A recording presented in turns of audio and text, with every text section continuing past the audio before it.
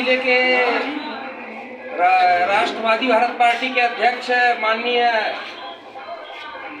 अविनाश शुक्ला जी, जो कि राष्ट्रवादी भारत पार्टी के राष्ट्रीय अध्यक्ष हैं, वो सिरमौर विधानसभा से चुनाव लड़ रहे हैं। आइए मिलते हैं और इनसे जानते हैं कि ये क्या कहना चाहते हैं, इस राष्ट्रवादी चुनाव क्या कहना चाहते हैं कि यहाँ से चुनाव कैसा रहेगा आपका।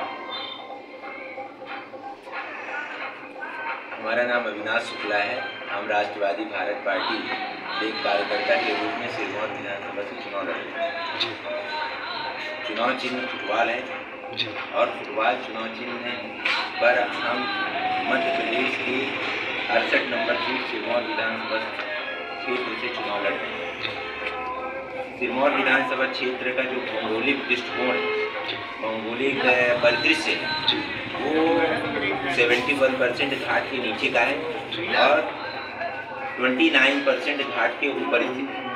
इसमें करीब 2,14,000 मतदाता है। आधा महिला हैं और पुरुष हैं, युवा हैं। 65% युवा मतदाताओं की संख्या है। हमारा क्षेत्र विकास से कोसों दूर रहा। हम इसी क्षेत्र से जिला पंचायत सदस्य भी पहले रहे। हमारे क्षेत्र में पहले जातिवाद का जहर खोला गया, जिससे क्षेत्र विकास से काफ़ी पीछे छूट गया, जिसके कारण से लोगों के मन में तड़प है कि हमको प्रगति और विकास करना है। क्षेत्र के एक नौजवान के मन में तड़प है कि हमको जाति पे वोट नहीं देना है, हमको संप्रदाय पे वोट नहीं देना है, हमको भेद पे वोट नहीं देना है। हमारे अंदर तड़प है कि हमको विकास करना है, प्रगति करना है, प्रगति और विकास के नए आयाम छूना है, प्रगति और विकास के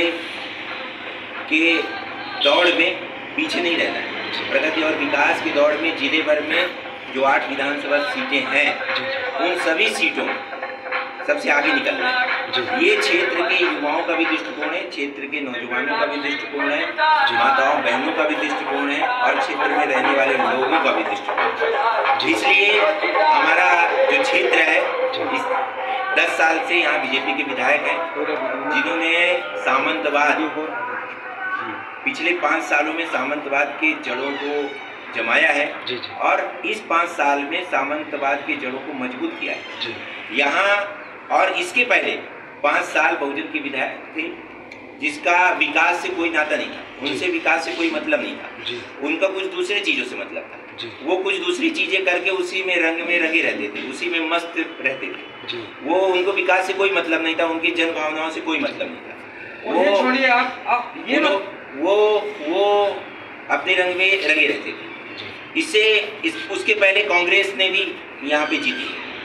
जनता ने कांग्रेस, बीजेपी, बहुजन तीनों पार्टियों को टेस्ट जान चुकी है और तीनों पार्टियों ने नाकामी हासिल की। इस क्षेत्र के प्रगति और विकास में बाधक रही, इस क्षेत्र के अधोसंरचना में बाधक रही, इस क्षेत्र के नौजवान को अच्छा भविष्य देने में बाधक रही, इस क्षेत्र में न्याय व्यवस्था में बाधक रही, इस क्षेत्र के विकास में बाधक रही, प्रगति में बाधक रही। इसलिए हर नौजवान के, हर व्यक्ति के मन में ये था कि हम ऐसा व्यक्ति चुनेंगे, ऐसा सेवक चुनेंगे जो क्षेत्र को नई ऊंचाइयों पर पहुंचाए, जो क्षेत्र में विकास के नए आयाम स्थापित कराए, जो क्षेत्र के जो क्षेत्र में खुशहाली लाए, जो क्षेत्र में चिकित्सा की समुचित अच्छी व्यवस्था, वर्ल्ड क्लास लेवल की शिक्षा की व्यवस्था और चिकित्सा की व्यवस्था कराए, जो वर्ल्ड क्लास लेवल की अधोसंरचना इंफ्रास्ट्रक्चर की व्यवस्था कराए, जो हमारे युवा साथियों को रोजगार दिलाने के लिए सक्षम हो, काबिल हो, जो लड़ाई लड़के क्षेत्र में चुनाव जीतने के बाद यहाँ लड़ाई नहीं लड़ना है, यहाँ के लोगों को न्याय दिलाने के लिए लड़ाई लड़ना है, क्षेत्र के विकास के लिए लड़ाई लड़ना है। हमारे जो मध्य प्रदेश में बजट होता है, उसमें प्रयास करना है कि हमारी भागीदारी ज़्यादा से ज़्यादा रहे, हमारे क्षेत्र में विकास की भागीदारी इतना ज़्यादा रहे कि मध्य प्रदेश में बोलें यदि सबसे ज़्यादा पैसा विकास के लिए कहीं गया है तो उस विधानसभा क्षेत्र का नाम है सिरमौर विधानसभा क्षेत्र। उस विधानसभा क्षेत्र का नाम है सिरमौर विधानसभा क्षेत्र। वहाँ के युवाओं के कल्याण के लिए कोई योजना आई है तो सबसे ज़्यादा उसका नाम हो सिरमौर विधानसभा क्षेत्र। सबसे ज्यादा विकास में यदि कोई पैसा खर्चा हो तो उस क्षेत्र का नाम हो सिरमौर विधानसभा क्षेत्र। तो मेरा ये कहना है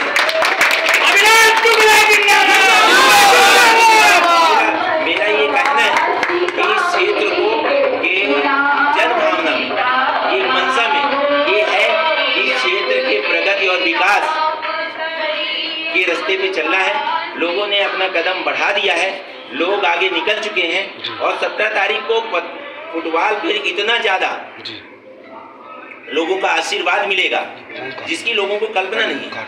लोग ये नहीं सोचेंगे, ये नहीं समझ पा रहे हैं, कुछ यहाँ के चाणक्य बने हुए लोग हैं जिनका ये वास्ता है कि उनके बच्चे तो अच्छी जगह पढ़ रहे हैं, उनको हारने जीतने का खेल खेल रहे हैं। ये वास्तव में चुनाव हार जीत का नहीं है, लोगों का भविष्य का चुनाव है, लोगों को आने वाली पीढ़ी को अच्छा भविष्य देने का चुनाव है, लोगों को अच्छी व्यवस्थाएं देने का चुनाव है।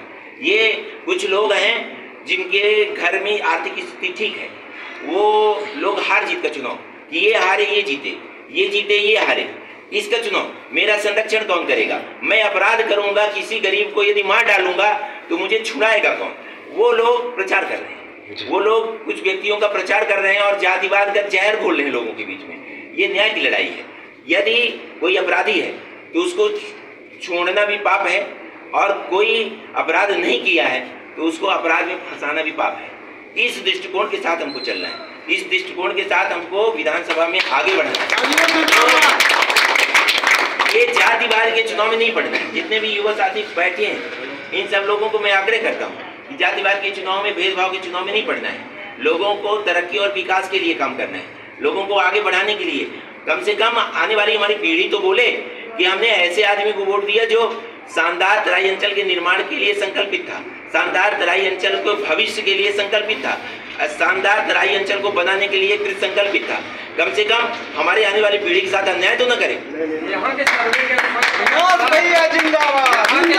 जिंदाबाद चला है, बहुजन समाज पार्टी के प्रत्याशी बीडी पांडे आगे चल रहे हैं, उस विषय में आप क्या कहना चाहेंगे? देखिए, मैं उनके विषय में क्या बोलूं, जिसका पूरा जीवन अनैतिक, भ्रष्टाचार, अन्याय से लिप्त रहा हो, जिसने गरीबों को सताया हो, जिसने गरीबों को शोषण किया हो, जिसका पूरा धन लोगों को लूटने का हो, जिसका पूरा जीवन किससे कैसे लूटना है, किससे को ऐसे बरगलाना है, उस पर आधारित रहा हो, मैं उसके बारे में क्या बताऊं।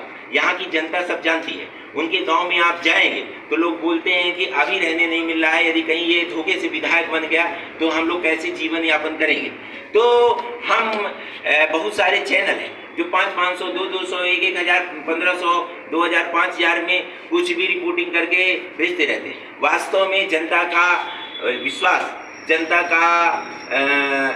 का आशीर्वाद तो ईवीएम में 17 तारीख को कैद होगा और उस ईवीएम में गिना जाएगा। तो मैं ये कभी नहीं कहता हूँ मैं जीत रहा हूँ। जनता जिसको जिताएगी वो जीतेगा। जनता की आवाज वही बनेगा, जनता की आवाज वही बनेगा जो जन कल्याण की बात करेगा। जनता की आवाज वही बनेगा जो युवाओं को अच्छा भविष्य देने के लिए कृत संकल्पित होगा।